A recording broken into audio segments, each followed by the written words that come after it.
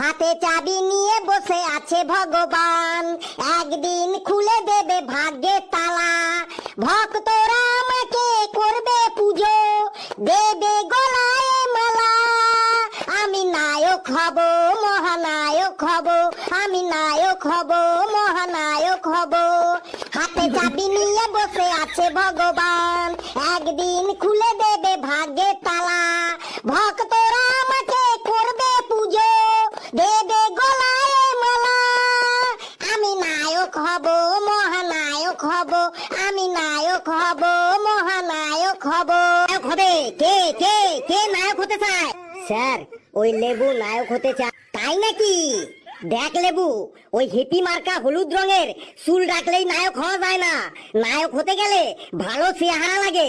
তোর যা ওই বগের মতো চেহারা, তোকে দেখলেই মনে হয় দেশে মহামারী লেগেছে।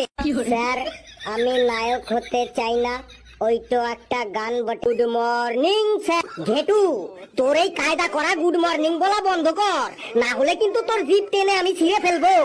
এই তোরা বস সবাই। কালু, আজ তোকে রাস্তায় দেখলাম, তুই সাইকেলটা ঠেলে ঠেলে নিয়ে স্কুলে আসছিলি। তুই সাইকেলটা চালিয়ে চালিয়ে নিয়ে আসছিলি না কেন? স্যার, আজ আমার স্কুলে আসতে একটু দেরি হয়ে গেছিল, তাই সাইকেলে ওঠার টাইম পাইনি, তাই সাইকেলটা ঠেলে ঠেলে নিয়ে আসছিলাম। বলিস কি, সাইকেলে ওঠার টাইম পাসনি তাই সাইকেলটা ঠেলে ঠেলে নিয়ে আসছিলি? আজ বাড়ি যাবার পথে তোর মাথাটা একবার ডাক্তারখানায় চেক করিয়ে নিস।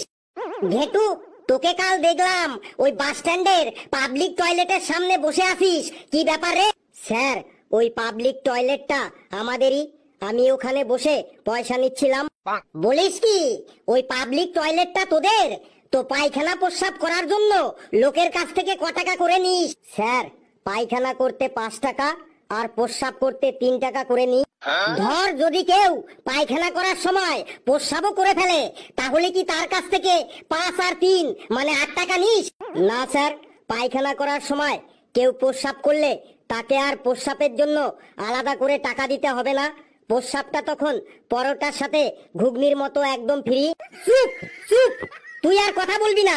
তোর জন্য এবার আমার পরোটা ঘুগনি খাওয়াটাও বন্ধ করতে হবে। স্যার, একটু কথা বলবো। বল। স্যার, এই শীতের মধ্যে আর স্কুলটাতে আসতে মন লাগছে না, আপনি অনলাইনে ক্লাস শুরু করুন স্যার। কেন? অনলাইনে ক্লাস করলে তুই কি সুবিধা পাবি? অনলাইনে ক্লাস করলে অনেক সুবিধা, যেমন লেপের তলায় ঘুমিয়ে ঘুমিয়েও ক্লাস করা যাবে, বাড়ির ছাদে বসে বসেও ক্লাস করা যাবে, মামার বাড়ি পিসির বাড়ি গিয়েও ক্লাস করা যাবে, আবার পিকনিক করতে গিয়েও নদীর ধারে বসে ক্লাস করা যাবে। অনলাইনে ক্লাসের শুধু সুবিধাই সুবিধা। লেবু, তুই তোর বকবক থামা, না হলে কিন্তু তোকে আমি পরীক্ষায় বসতে দেব না। স্যার, আমাকে পরীক্ষায় বসতে দেবেন না? বেশ, তাইলে আমি দাঁড়িয়ে দাঁড়িয়ে পরীক্ষা দেব। আমাকে আর রাগাস না, না হলে কিন্তু তোর ওই চুলের মুঠি এখন আমার হাতে চলে আসবে। হেলু, দেখ তো ওই কালু মনে হয় ঘুমিয়ে পড়েছে, ওকে ডেকে তোলতো। স্যার, আপনার কথা শুনেও ঘুমিয়ে পড়েছে, আপনি ওকে ঘুম পাড়িয়েছেন, আপনি ওকে তুলুন। কালু, ওই কালু, রাতে কি চুরি ডাকাতি করতে গেছিলি যে ক্লাসে এসে ঘুমাচ্ছিস? না স্যার, শরীরটা একটু খারাপ তাই চোখটা লেগে গেছিল। হ্যালো, বললুন স্যার। তোর কাছে জল আছে? থাকলে কালুকে একটু দে তো, ও চোখে মুখে দিয়ে আসুক। না স্যার, আমার কাছে কোনো জল টল নেই, আর থাকলেও সেটা দেবো না। কেউ বিপদে পড়লে তাকে সাহায্য করতে হয়, পরীক্ষার সময় এই মানসিকতাটা আপনার কোথায় থাকে স্যার? তখন তো আপনাকে একটা প্রশ্নের অ্যান্সার জিজ্ঞাসা করলেই 5 ঘা ডান্ডার বাড়ি মেরে দেন। তুই থাম এবার, না হলে কিন্তু তুই এখনই আমার হাতে 10 ঘা ডান্ডার বাড়ি খাবি। পেশি, তুই দাঁড়া, তুই বল, পুরুষ কয় প্রকার ও কি কি?